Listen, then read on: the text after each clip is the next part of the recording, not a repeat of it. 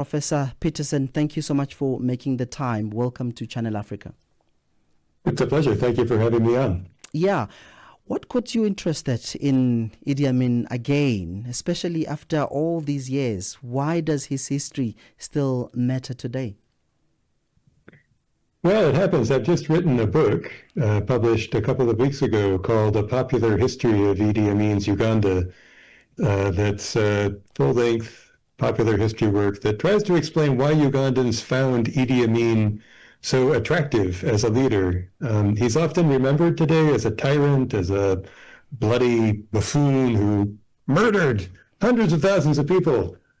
And I don't really disbelieve those claims about his ferocity or his bloodiness. But the point that the book tries to make is that for a lot of good reasons, Ugandans in the 1970s found reasons to support Idi Amin's government, even though they knew and were terrified at its violence. They also found reasons to invest themselves in it, to support it, to enthusiastically try to propound the promises that Idi Amin offered. He was an effective creator of a myth that held out, as I argue in the essay that you just described, a myth that held that his violent government was engaged in liberating Africa, and that was the story that was at the foundation of his regime, really. Yeah. You and I know, Prof, that he's known for painting himself. He was known for painting himself as a kind of a liberator. But how did he manage to convince people of that, even when his actions were so brutal? Well, among other things, he was engaged with South African liberation. He hosted, over the course of some years, a number of delegations from the Pan-Africanist Congress, the PAC, whose leader was Potlako Lebalo in those years. Lebalo came to Kampala on a number of occasions, along with several hundred PAC fighters, to receive military training from Ugandan soldiers, regular Ugandan army men, that is.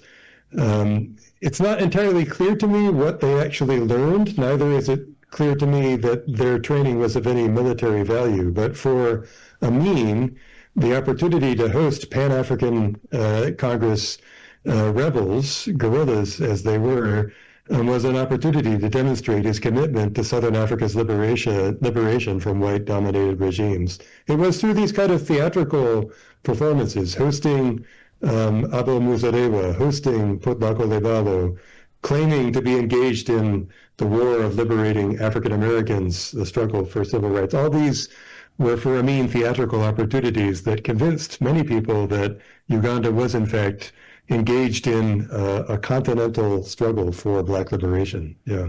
And Prof, from your research, I'm keen to know what was the real impact of those policies on everyday people in Uganda? Ugandans took the promises of the 1970s seriously. And in some regards, they were widely popular and even successful. So in 1972, Amin famously expelled Uganda's Asian minority, throwing about 50,000 people out of the country on 3 months' notice. This was a hugely inhumane thing, greatly, reviled in the press in the global north, and for good reason. For Ugandan Asians, the expulsion was a disaster. But for Black Ugandans, it was an opportunity both to enrich themselves, but also to participate, as many thought, in the effort to claim Uganda's economy from an immigrant minority that had stolen Uganda's wealth for their own advantage.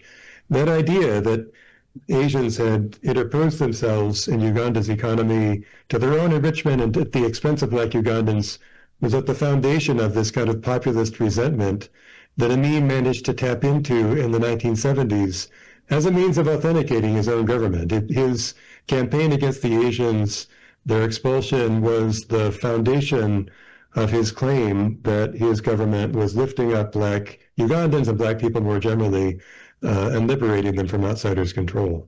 Yeah, Prof, just before I let you go, it seems to me that Idi Amin had a way of capturing people. And it's interesting that some African-American leaders actually supported him back then What do you think drew them to his vision? So in the mid 70s, a whole number of Black Americans came to Uganda, like the PAC leaders did at the same time, because they saw him as a champion of Black liberation. Black Americans in those years were trying to figure out how to build an economy that worked for Black Americans.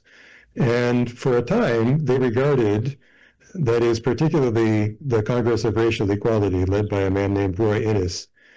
Roy Innis and others, Stokely Carmichael, came to Uganda in those years because they saw Amin and his effort to build a Black-run economy as exemplary for Black Americans too. So, here's an instance where Uganda's history offered a source of inspiration to Black Americans, and for a time, a kind of orientation for liberation struggles around the world, really. Prof. Derek, thank you so much for making the time, and it's always awesome to listen to your views. Have a good evening. Thank you very much, Innocent. All right, there you have it. That Professor Derek R. Peterson, from a professor of history and African studies at the University of Michigan, talking to us there about the legacy of Idi Amin.